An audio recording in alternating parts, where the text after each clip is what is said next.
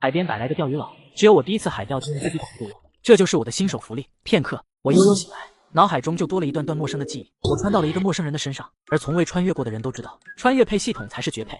顾念，22岁，本是重点高校学生，后因母亲去世和对象劈腿，双重打击之下退了学，稀里糊涂的混了2年，成了现在众人口中的二流子。是不是再淹一次就能回去？哥，看我给你带了什么？来人18、19岁，是顾念的小跟班，叫阿和。我乃信天做米饺，我带了几个给你。谁偷吃了我家的鸡，生儿子没屁眼，缺德带冒烟，吃，看不噎死你！自己没手没脚啊，就知道偷，我家的鸭子哦，那个缺德鬼偷的，别被老娘发现。有什么大惊小怪的？不就吃了他们1只鸡和1只鸭吗？吃他家的，是给他们面子。好好说话，你口袋有钱吗？哥，昨天还剩7块，一包烟3块5，一瓶酒3块，原本还剩5毛的，你非要买1包花生米，说是好下酒，然后就没了。行了，那你先回去吧，有事我去找你。哥，今天目标是哪家？要不去顾3家，他家后山养了几只羊。滚蛋，鸡鸭偶尔偷1只还不算啥，偷羊就要蹲牢了，知道不？快滚！自己废物也就算了，还把人家孩子给带歪了。系统屏幕亮起，显示运气值0+5，打野功勋值20。阿野的收获可以提升宿主基础的运气值，运气值越高则好运不断。除了基础运气值，宿主还有不动的运气值，加上后边的数据越大，说明宿主当天的运气越好。宿主每解锁一个海上打野的新物种，根据物种的稀有程度、价值高低，就可得到相应的功勋值。功勋值则可到系统商城购买对等的赶海工具，只有使用系统购买的工具，才可享受系统幸运值的加成哦。宿主快去赶海或打野吧！看了半天，自己的功勋值只有20点，只够买一个沙铲。只有系统的工具才能享受幸运值加成，那就先买一个沙铲吧。点击沙铲图标，手上就多了一把崭新的小铲子。下一刻，一个近30岁的男人肩上扛着一个蛇皮袋走了进来，这是原主的大哥，叫顾平。这是50斤的米，够你这个月的了，吃完再跟我说。顾平将米放下，说完看了眼顾念，似乎想说什么，最终化作一声长长的叹息。那2家的鸡鸭是你杀来吃的？他从口袋里掏出一张50的纸币塞给顾念。别和你嫂子说，这是我前2天赶海捡了2只大青蟹卖的钱，你也省这点话。顾平转身走到门口，还是回了头。阿念，你都22岁了。说罢便要走，下一刻却听到：我知道了，哥。好，知道了就好。那2个妇女我帮你打发了。他所谓的打发，无非就是赔偿。顾念没回顾平的话，将他给的50块握在手里，往2个妇女面前走去。你家的鸡多少钱？30，你要是赔的话，20也行。你家的鸭子呢？20，要不15也成。50块，赔你们2人，2斤可以吧？可以。阿念，那要赔钱，等哪天你嫂子回娘家，我从家里一样抓1只赔给他们就行，家养的不费钱。哥，50算我借的，我有双手能挣。好，对，你能挣，你可是高校大学生来着，脑子好使。看着大哥一脸笑意的回去，顾念想了想，似乎留在这里也不是特别坏的一件事。购买了铲子之后，系统平板上幸运值一栏的数值变成了0+18，相较之前提升了13点的幸运值。是时候试试这个幸运值板不管用了。当这2年衣来伸手饭来张口的顾念一到海边，便引起了不小的动静。老顾家小二，你不该在家睡觉吗？跑海边来干什么？曲婶啊，睡觉没意思，我来赶海。顾念说完，便往西边走去，绕过一块大石，并没有走远。他知道这帮人肯定要议论他，就他那样子还赶海，每天潮汐都不看，人家是退潮赶海，他倒好，这都快涨潮了才来。笑死！有句话怎么说来着？吃屎都赶不上热乎的，说的就是他。老曲啊，你家娜娜做的太对了，就该早断了这人的念想。这要是嫁给了这货色，娜娜一辈子就毁了。曲婶子就是顾念之前娃娃亲的丈母娘，她从大石后转出来，几个妇女见她还在，变了脸色。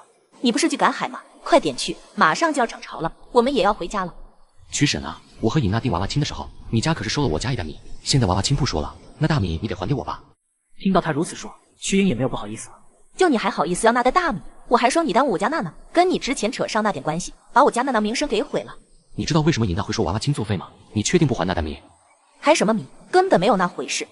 我告诉你们一件事，其实尹娜刚上大学就和一个男生钻小树林子，刚好被我。顾念，你敢败坏我女儿名声，信不信我撕烂你的嘴？算了，和你们几个人说没意思，我看能不能到村委借一下大喇叭。今晚6点准时，我会说得很详细。我跟你们说，我还偷偷跟过去，啧，那场面。啧2声，把旁边3个妇女说的百长挠心呢，也把曲英说的差点背过气去。顾念，你狠，我还你家一担米。最迟晚上，不然我就广播。老曲，原来是娜娜做了对不起老顾家的事呀。没有，根本没有的事，你们不要信，更不能乱嚼舌根子。他越是声嘶力竭，大家越认为是真的，个个目光玩味。另一边，顾念有些高兴，又多了一担大米。来到海边，果然在这。虽然他对潮汐不懂，但这会儿明显比刚刚海水上高了一些。海滩上赶海的人已经全部没了，他算是一人承包了整片沙滩。来都来了，要是带着空桶回去碰到那帮妇女，估计会被笑死。手中的沙铲下意识地刨着地下的湿沙子。咦，这是蛏子。娃娃亲对象为了一瓶牛奶跟别人钻了小树林，被我发现。退亲后，岳母却还想昧下一袋米的彩礼。海钓是我用自己打了窝，意外获得赶海系统，幸运值嘎嘎上涨，在海边挖到了蛏子。系统的幸运值和功勋值也发生了变化，幸运值1+18，功勋值20。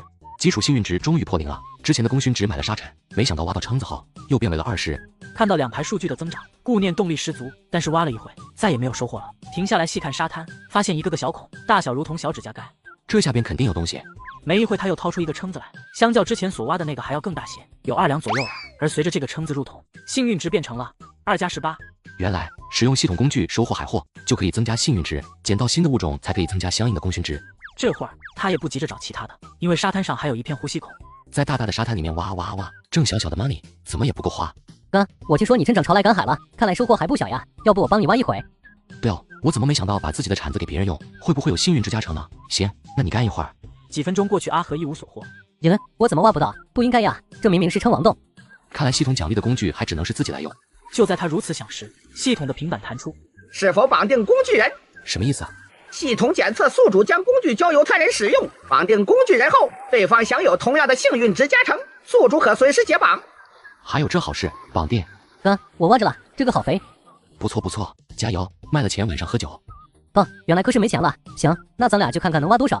你先挖，我再去找个工具。哥，你从哪又找来一个沙铲？从那边石头滩捡的。别废话，快点挖。哥，你运气真好，这个铲子这么新，买也要好几块呢，你居然就捡到了。半小时后，这一片沙滩也被2人挖得如同狗啃的似的，地上已经找不到蛏孔了。顾念打开系统平板，幸运值变成了193+0。基础幸运值越高，则代表宿主可碰到的海货越有价值，而事实幸运值则决定宿主收获的数量。也就是说，现在事实幸运值清零，所有的海货都不可能有收获了。阿和，收拾一下，我们去卖货。啊，哥，要不再找找，这蛏子可值钱呢。再找也没有了，走吧，看看今天能卖多少钱。来到码头，这里有3、4家海鲜收购点。哥，这一家。又是你这个小子，快点滚蛋，再到我家门口来，信不信我揍你？随着林父这一声吼，周围的人都围了过来看热闹。还不滚蛋！老林，我们是卖货的，你要不收我可就找别人家了。卖个屁！你们那点小心思，真当我不知？话说到一半，就见顾念指了指放在腿边的桶。刚刚大家只顾着看热闹了，谁也没注意到他腿边的桶。个头真不小，而且像是刚挖的，真新鲜。天啊，你俩从哪搞这么多称王？你们该不会去哪家养的塘里偷的吧？阿念，要不卖给我，价格你放心。野生还是养殖的，能逃过你们的眼睛？老罗，我倒是想卖给你，可是我兄弟他就认准了老林这里。好，我收了，16块1斤。林叔，这养殖的称王都卖到20来块了，我这可是纯野生的，你给16块也太低了。18块，再高没有，我收来也要担风险，卖不出去可要砸手里。林叔，我就问你，这段时间收过个个这么大头，还是纯野生的称王没有？有倒是有，但一次最多也就2、3斤，能这么多的，好久也没碰着过了。林叔啊，这么好的品质，要是碰着一个老板就喜欢这一口，到时价格还不是你说了算？你也知道我的情况，原先有点犯浑，现在不是想着好好过日子吗？你还知道你之前犯浑啊？你小子这张嘴真是能把死人说活了。行了，就凭你说想学好，我就亏本也收了23块，顶天了。行，我信林叔，你说多少就是多少。这小子把自己的利润榨干了，还这样说。阿念，这些蛏子是你挖的？哥，你怎么来了？我听说你挖了不少的蛏子过来看一看。我和阿和挖了一上午，才挖了这么一点。好，现在都知道自己赚钱了。顾念留了10几个大体肥的蛏子，让老林把剩下称了。总共47斤，1081块。林叔，我没零钱找你，要不直接算1100块吧？好，这几块就不跟你计较了。林叔，走了，下次有好货再卖你。大哥，你这是从哪来？刚在码头干活，现在也到了午饭点，回家吃饭。顾念路过边上的小卖部，买了一瓶酒，又将桶里留的10几个蛏子倒进袋子里。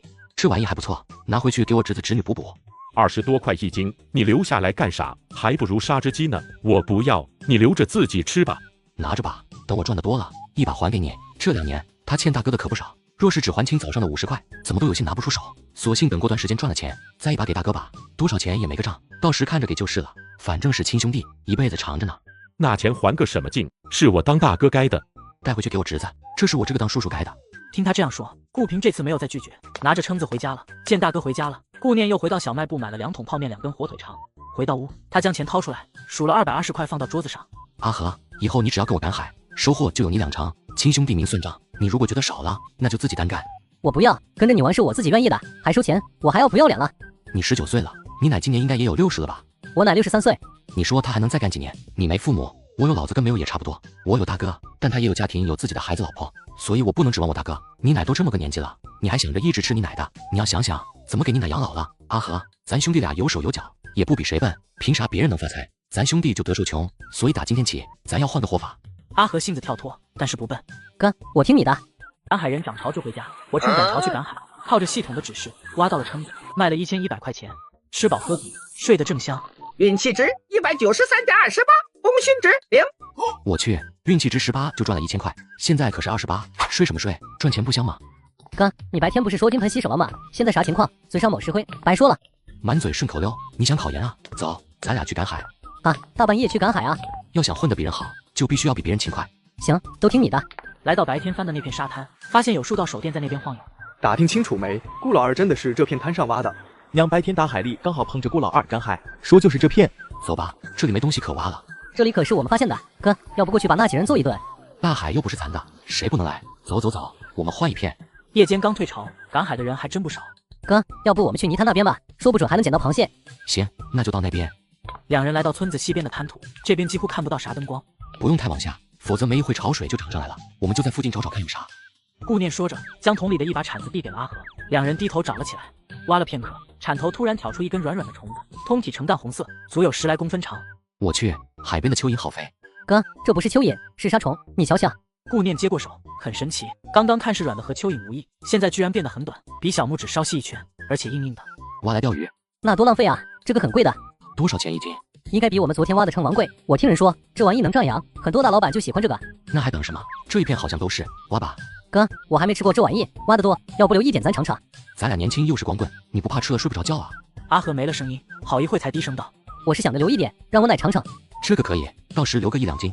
谢谢哥。废什么话，快点干，争取天亮前咱把这片挖好。还好我们没下去，这一片应该潮水涨不上来。哥，挖有几斤了？不知道，小半桶了，快点挖，天亮给人看到，那就不是我们的了。对，这具身体也不是一无是处，还给自己留了一个不错的小坑班。歇一会吧。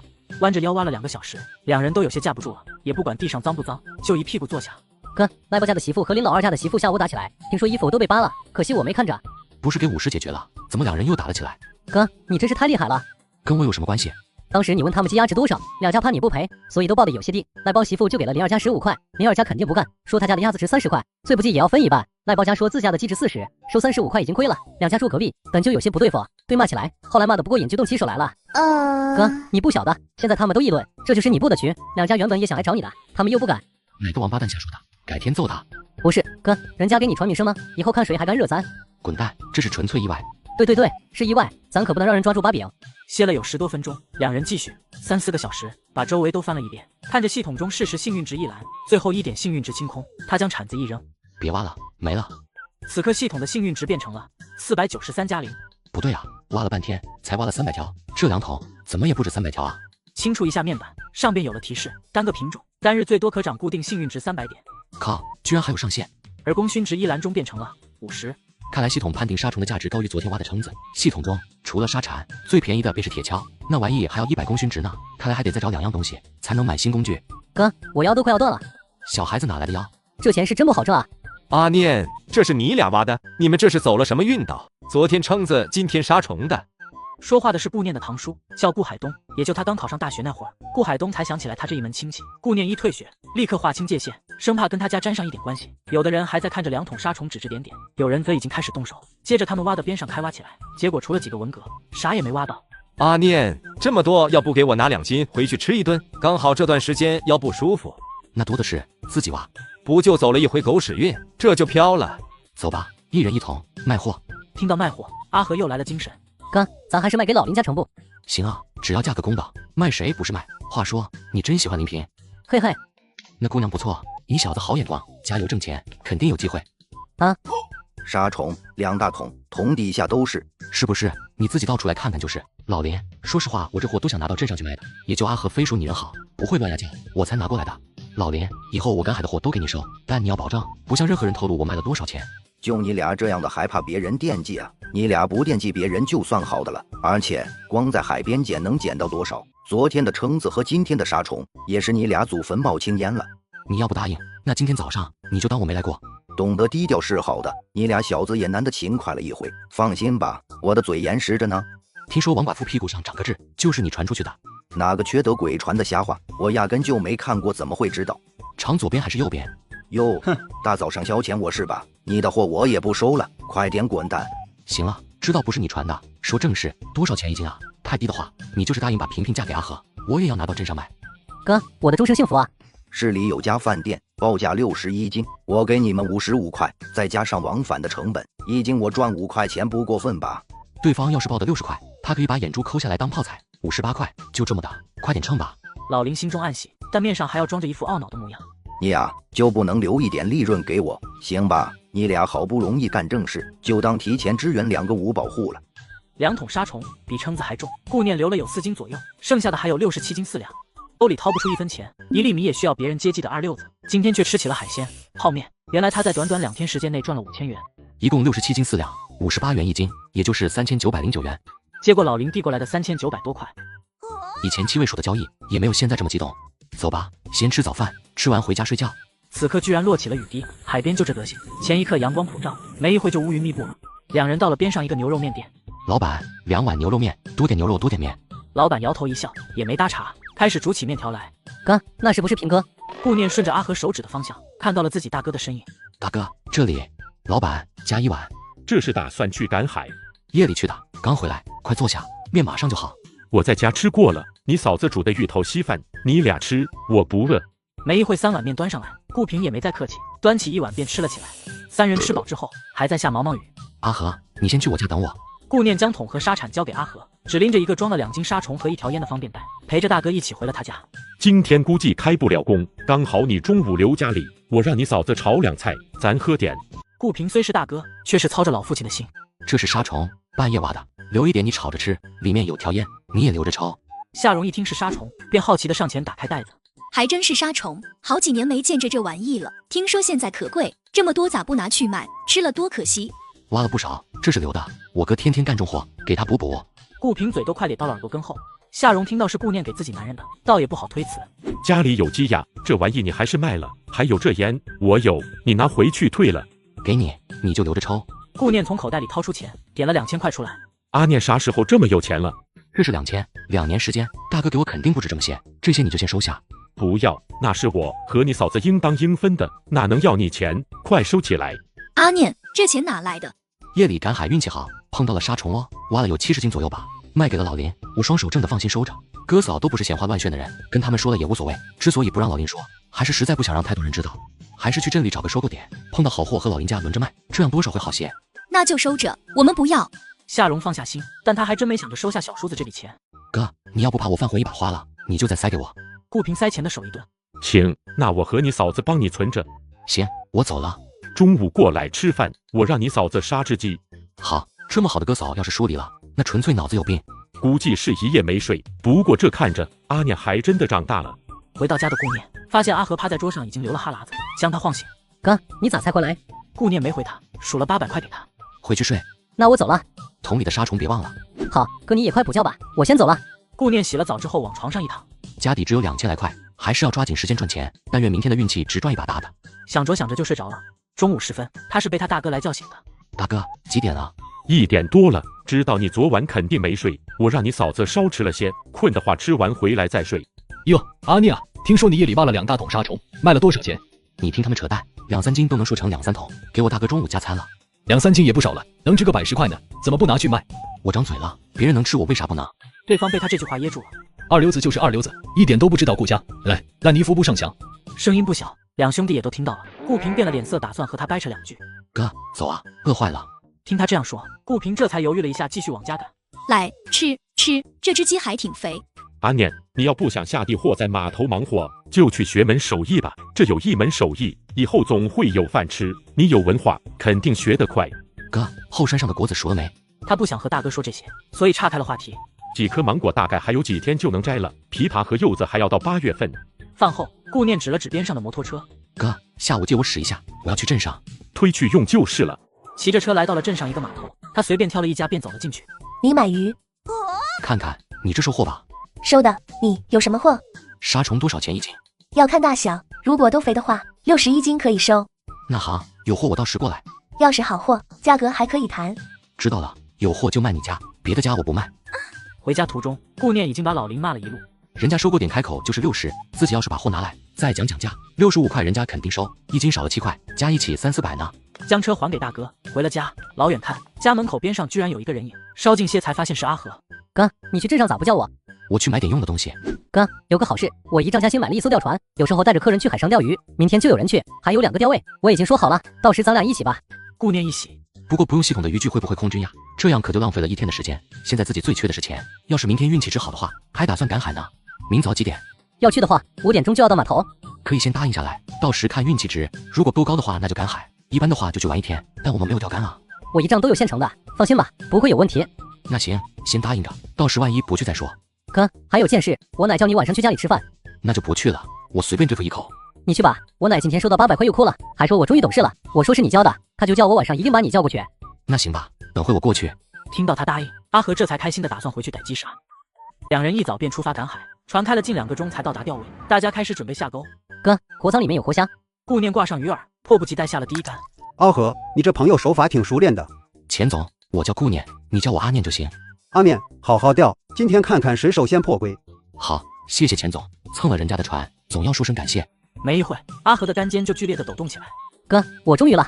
现在没有电动卷线器，大家全是手摇，阿和摇的还挺吃力。今天的海水还不错，比水面几米就能看到鱼了。哟，好像是石雕，挺大个。哥，我先开张了，哈哈。顾念看了一眼，石雕鱼肉厚很打秤，这条鱼至少有5-6斤，能值1点钱。接下来半个小时，其他3人也相继中鱼了。乾坤还中了一条红斑，但是顾念的鱼竿一点动静都没有。阿和第2条鱼都上来了，他有些坐不住了。哥，要不我俩换个位置？阿和见他这样，也替他着急。这跟钓位的关系根本不大，是不是没有购买系统钓竿的原因呢？为了验证是不是钓竿的原因，还是跟阿和换了个位置。哥，我终于了。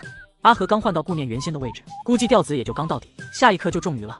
这破系统就是个双刃剑，不用系统购买的工具，自己估计连海螺屎都捡不到一个。当阿和拉第4条鱼时，他将竿子递给了顾念。哥，你玩一下。顾念接过手就享受的拉起来，然而眼看着鱼就要出水面，鱼居然猛地发力把线给扯断了。阿和，鱼跑了。跑了就跑啊，再钓就是。中午饭后，大家看着顾念一脸的苦意，连乾坤都忍不住笑了起来。阿念，你昨晚干啥了？肯定是摸了不干净的东西。我看下午我可以睡觉了。差不多1点钟，大家才陆续开始接着钓。阿和今天的运气很好，不到半小时，他又拉上来了一尾7-8斤的青斑。顾念索性不钓了，反正扔下去提上来，虾就剩了头，不如省点饵料。1个多小时，大家又疯狂的拉了一波，天边有云彩开始汇聚，而且越积越多，越来越厚。估计有雨，收竿回去吧。现在3点，到码头也差不多5点了，反正也不是靠钓鱼为生，没必要起早又贪黑的，大家自然没有意见。钱总，左边一点，前边船好像掉下来一个人。乾坤听清之后也是一惊，顺着顾念手指的方向调整船舵飞驰而去。顾念看了眼左右，发现了旁边的缆绳，他直接往腰上缠，边缠边对阿和说：阿和，我下水如果2分钟没冒头，你就拉绳子。他不可能为了救人把自己搭进去，但看到见死不救鱼，心又难安。好在现在只是下雨，浪还不大。他觉得位置该差不多了，就猛地踩了一边的船舷跃下了水。好在这边已经快靠岸了，所以并不深，顶多也就10来米的样子。下水不到1分钟，他就摸到了对方，拉着对方的胳膊，他就往上边游。阿和一直在扫视着海面，看到顾念冒头，阿和大喜，快速的拉着绳子。顾念先将对方拖上甲板，然后自己才翻上船，来不及休息和解缆绳，他又开始看起对方情况来。胸腹没有起伏，麻烦了。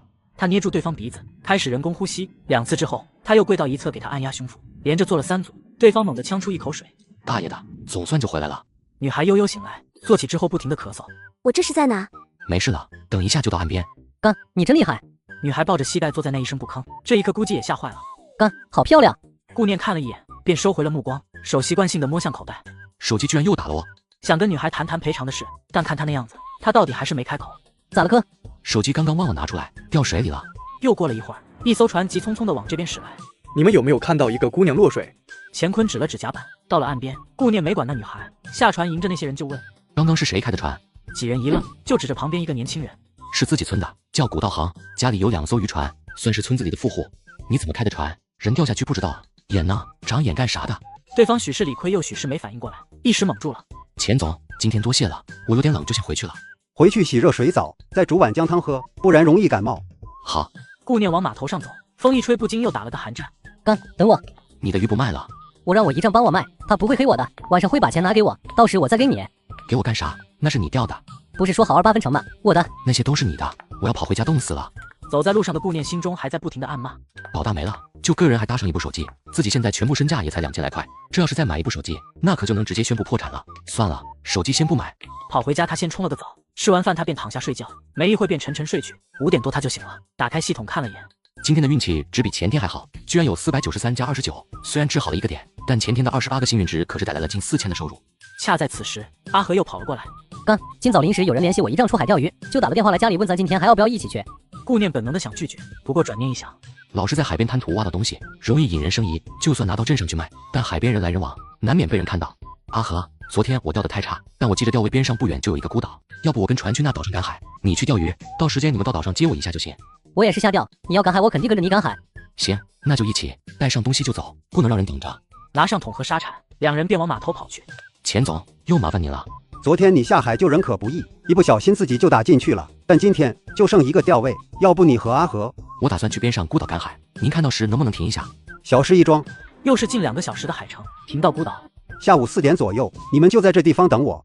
钱总，我昨天手机掉海里了，阿和没手机，咱俩也没手表，万一我俩迟了，您能不能等我们一下？放心，这次的船费我会出。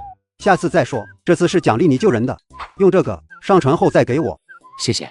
顾念看着船掉了头，两人这才往岛上便走。海边百户渔民，每次海钓都空军的只有我一个，只因我没有购买赶海系统中的钓竿，买不起钓竿的我，只能再次去孤岛赶海。一人一个桶，一把沙铲，两人兵分2路。小岛本就不大，两人打算顺着潮间带转一圈。沙滩边一块石头底下黑黑的一块引起了他的注意。我去，是一只海参，个头还不小，应该有2-3两重。伸出手去捡。这狗系统因为自己没有用系统工具都能让自己空军，还是用沙铲挑起来比较好。只见系统面板功勋值依然变成了140。果然，之前的沙虫一个是涨了50点，现在这个海参又加了90，可以买把铁锹了。挪开石头，发现底下一片海参，都比刚才的大。今天果然是适合赶海的一天。虽不知道它的具体价格，但野生海参绝对算是高档玩意。也不知道阿和这小子有没有捡着。虽然可以绑定工具人帮自己工作，但是对方捡到的东西并不给自己涨运气和功勋值，不然雇2个小工，一人发把铲子，我就可以在一边睡大觉了。狗系统一点 bug 也不给我留。哥，你猜我捡到啥了？海参。你也捡到了对不对？我捡到了16只，个个都有2两以上，纯野生的，发财了。两人总共加起估计在40头，一头算2两5，也才10斤。不对啊，系统的事实运气值还有22点，应该还能捡到好东西才对。顾念环视了一圈，也没再发现好货。难道在沙里？他低头在沙里找了起来，片刻就在沙滩上看到一个呼吸孔。果然是这样，迫不及待地挖了起来，结果只挖出了一个花格。系统面板上功勋值才涨了1个点，运气值也只涨了1点。不对，肯定不是这玩意。哥，海边没啥东西了，要不我们去上边看看？行，那走吧。我去，哥，这沟边一排好像都是洞，看着像倾泻洞。阿和拿起沙铲刨了起来，沙滩上隔个1-2步便有一个洞，洞口比成人拳头还要稍大些。他也选着一个洞挖了起来。下一刻，阿和从洞里掏出一只类似于马菇头一样的鱼，不过阿和手中的这一条可比马菇头大多了，有近20公分长。哥，是蟹虎，这里居然有蟹虎！阿和一脸的惊喜，将这一只扔桶里，又掏进刚刚的洞里。这玩意一般都是一对。下一刻，他又掏出了一只，顾念伸进自己刚刚挖的洞内，果然也掏出2只蟹虎，相较阿和挖到的还大些。哥，你说这些洞不会都是蟹虎洞吧？如果是的话，我们就发财了。不对啊，蟹虎一般都长在咸淡水交界的位置，怎么这么一个小岛也有？阿和捧了一点沟里的水尝了尝，我去，这居然是淡水！蟹虎的全名叫中华乌塘鲤，是高蛋白低脂肪名贵食用鱼，肉质细嫩，味道鲜美。爱吃海鲜的人，鲜有不喜欢的，多栖息于浅海和河口咸淡水水域。一个四周全是海的小岛上，居然有天然的淡水。他对地理知识也不熟，此刻也不关心这些，脑海里只想着赚钱。快点挖！哈哈，哥，我这个洞里掏出了4只，2大2小，这是一家4口子，被你一锅端了呀！啊，这2口子也不知道多生几只。别嘴贫了，留着劲多挖些。两人这时在跟时间赛跑，要是海水涨上来，那剩下的洞可就挖不了了。哥，挖不动了。顾念也是勉强支撑，蟹虎装了有大半桶，至少有20-30斤了。阿和刚说完，结果抬头发现海水已经快涨过来了，当即又加快了动作。哥，亏大了，还有这么多洞没掏。虽然很累，但看到海水慢慢涨上来了，两人皆是使出吃奶的力气，继续挖了起来。当海水碰到脚面的时候，系统面板事实运气值也接近于0了。此刻幸运值793加1，功勋值201点。刚解锁了蟹虎鱼，系统奖励了60点功勋值。刚刚应该兑换一把铁锹的，沙铲太小了，挖起来很吃力。但等一下还要坐船回去，来时没带锹，回去带把锹还是新的，怎么也解释不通。阿和，几点了？2点半，还有1个半小时。来到一个平坦的礁石上，两人动作一致，放下桶，直接躺下休息。哥，你累不？休息一会就好了，别睡着了，记得看时间。他虽这样说，但自己双眼可是已经微闭。没一会儿，阿和坐了起来。不行，坐着就想睡。哥，你歇着，我去看看能不能捡点东西，晚上凑盘子菜。顾念也没睡着，只是闭着眼不想动。钱真不好挣。约摸着时间差不多，他刚坐起，就见阿和居然还很有力气的往这边走来。你不累啊？我刚吃了2个生蚝，用沙铲砸开的，放海水里涮一下就行，真甜。哥，时间差不多了，要不我们往登岛的地方走，等船吧。行，你吃的东西2个桶你都拎着。阿和拎着2个桶，2人便到了之前登岛的那块礁石上等着。好一会儿也不见船。阿和，几点了？4点半。你一仗不会把咱俩忘了吧？不会，回去想到连夜也会来接咱的。2人正说着，船便露了头，往这边靠了过来。我天，居然还能捡到海参，这么大个！乾坤原本认为2人到岛上也纯粹是玩，毕竟就算离海岸线较远，这样固定的小岛也会不时有人搭船来赶海。没成想，这居然还捡到了顶级的好货。海参呢？我看看。3个老板一听有海参，也凑了过来。这家伙是纯野生的吧？这帮老板并不差钱，就怕钱到位了买到的还是假货。之前这2个小伙子的桶分明是空的，说明肯定是在海岛上捡的，不可能作假。叶总，野生和养殖的其实很好区分。首先是个头，野生的大小不一，还有就是颜色，野生的颜色不均，最后就看背刺。野生的受自然威胁大，所以它的背刺粗壮。这样说不明显，有时间你再到市场看看养殖的，差距一下子就有了。不知这海参是谁捡的？我哥捡的。得，小兄弟，这个卖不？卖啊，叶总，这是野生的，您绝对放心。您看能给多少钱一斤？2人的目光都看向了乾坤。养殖的现在大概在60来块一斤，而且肯定买不到这么大个头的。野生的价格估计得翻1倍，这么大的价格肯定还要更高些。你俩议议，不行就到了码头看收购站出多少。乾坤不好直接说准确的价格，一是他不想看着顾念和阿和亏本，但又怕一口价定高了。叶总有意见，毕竟以后还想着成为回头客的，所以他说的模棱两可，还是让双方协商最终的价格。小兄弟，我就好这一口，要不让给我150一斤，你看咋样？上一秒，这一片海参和蟹虎还在嘻嘻哈哈，下一秒就被我收入了桶中。我更是好心的帮他们找了个价。小兄弟，150一斤，你看咋样？还以为100一斤顶天了，赚了赚了。行，既然叶总都开口了，肯定卖给你。2人都很满意，都认为自己占了便宜。小兄弟，以后有西汉玩意尽管联系我，价格保证不让你吃亏。乾坤把顾念救人的事情描述了一番，又引得3个老板一顿的夸赞，称海参是顾念挑了4只个头中等的留下，剩下的过秤还有8斤7两，总共1305元。叶总，算整数吧，就1300。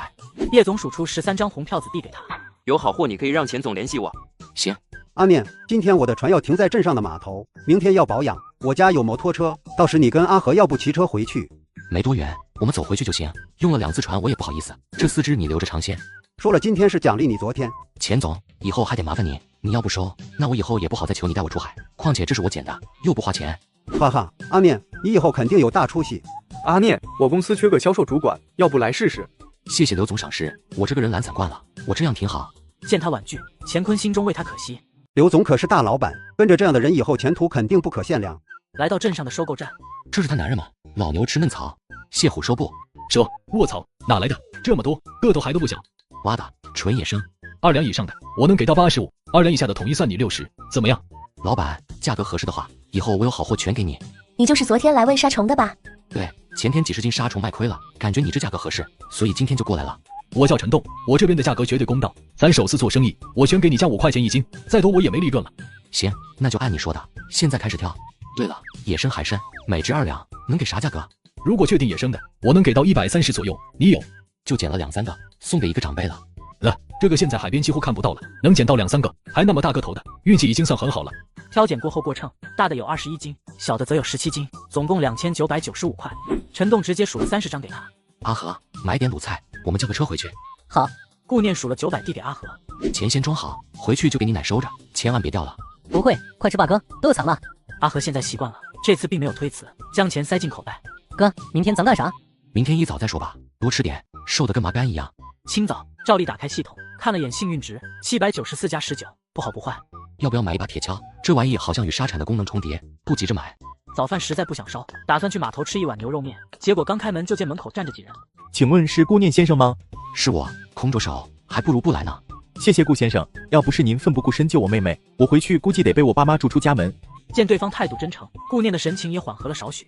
没事吧？前天就去医院检查了，昨天出了结果说没事，谢谢您。你们是京城人？对，我叫洛天，我妹叫洛小一，这3位都是我们朋友，一起来这边玩的。哦，感谢也感谢了，就这么着吧，我还有事。这是我的名片，顾先生如果来京城一定要联系我，我一定会好好安排。顾念接过，没有看名片，而是看了看那张卡。里面多少？啊，哦，10万块，您别嫌少，你们一个大活人就值10万块。一句话把两兄妹的脸全说红了，倒是旁边的3个朋友面上浮现一丝怒气。人命大于天，咱还是别用金钱来衡量了。救人是我自愿的。这怎么行？我们只是想表达一下感谢。哥，赖老三昨晚挖了好多的青蟹，是你，我哥前天亲你了，不对，是救你。一句话把骆小一的小脸说得更红了，顾念也恨不得踢这回一脚。那个事急从权，人工呼吸。我知道，还是要谢谢您。顾先生，叫我顾念吧，都是年轻人，先生的，我听不惯。行，顾念，这个钱你还是收着，我们只想着表达一下心意。顾念当然想收，但收了10万块还真不一定好。这样，我救你妹时手机掉海里了，你帮我买个手机。对了，那天的船老大也帮了大忙，你们要不也登门感谢一下吧？那天乾坤要是不开船过去，人也就不上来。这个钱，哥，就按顾念说的吧，我们等一下就去买手机。那个船长我们不认识，你能不能带我们去一趟？那事态一仗，叫他带你们去吧。谢谢。处理好事情，两人半夜又出发赶海了。赖包昨晚在哪挖的？码头不少人问，但他没说。我奶来之前说，青蟹待在咸淡水交界的地方，刚好那天咱挖沙虫再往西一点就差不多。一群青蟹不知危险，还在欢快地扑腾着。哥，好多呀！接下来的1个小时，顾念捡螃蟹，阿和绑螃蟹，阿和忙得根本停不下来。这里的螃蟹太多了，一铲就能带上几个，而且个头都不小。系统面板的功勋值加了100，幸运值却一点也没变。邪门了！哥，你说啥？没事，快点绑，把瘦的挑出来，到时带回去煮粥，肥的拿去卖。1桶很快就装满了。哥，不能这么装，桶底下的会被压死，还有绳子也不怎么够了。顾念给大哥去了电话。大哥，我们在村西这边捡螃蟹，好多青蟹，桶装不下了，你过来带2个桶，还有捆绳也带一些。阿念，有多少了？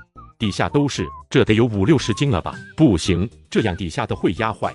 哥，你总算来了。顾平越绑越高兴，这可都是钱啊！自己这个弟弟自从正经起来，这财运倒是不差。谁能想到今晚的滩涂会有这么多青蟹？平哥，咋这么多螃蟹啊？